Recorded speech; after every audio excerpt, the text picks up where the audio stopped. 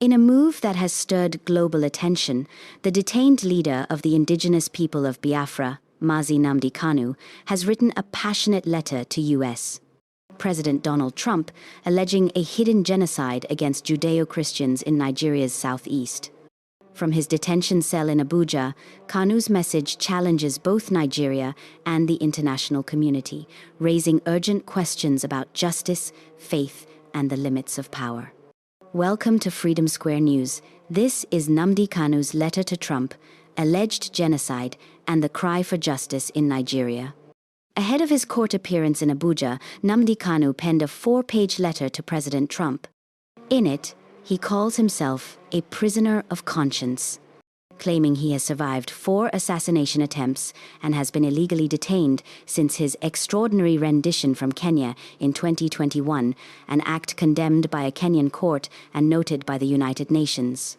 Kanu alleges that Nigerian security forces, under the guise of fighting terrorism, are systematically targeting Judeo-Christians in the southeast. He points to military operations like Operation Python Dance as evidence, accusing the government of state complicity and impunity on a genocidal scale.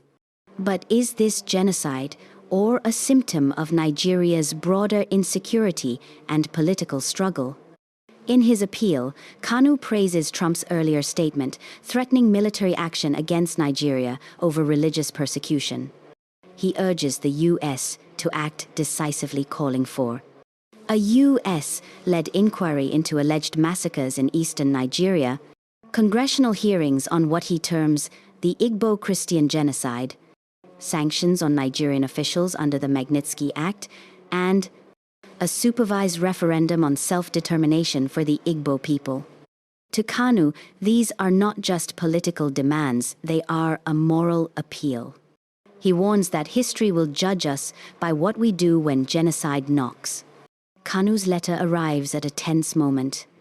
His ongoing detention has drawn international concern, with the UN calling it arbitrary and politically motivated. However, the Nigerian government maintains that IPOB is a proscribed organization and views Kanu's actions as a threat to national unity. Trump's earlier comments already strained U.S.-Nigeria relations. Now, with Kanu's endorsement of U.S. intervention, the tension deepens. Could this letter reignite diplomatic friction or influence Nigeria's internal politics? And, more importantly, who defines genocide in a nation fractured by religion, ethnicity, and power? From a cell in Abuja to the halls of Washington, Kanu's letter is both a plea and a provocation. It reopens old wounds, colonial borders, ethnic divides, and questions of faith and justice that have haunted Nigeria for decades. Whether one sees him as a freedom fighter or a political agitator, his words force a reflection. Is Nigeria facing a crisis of faith or a crisis of truth?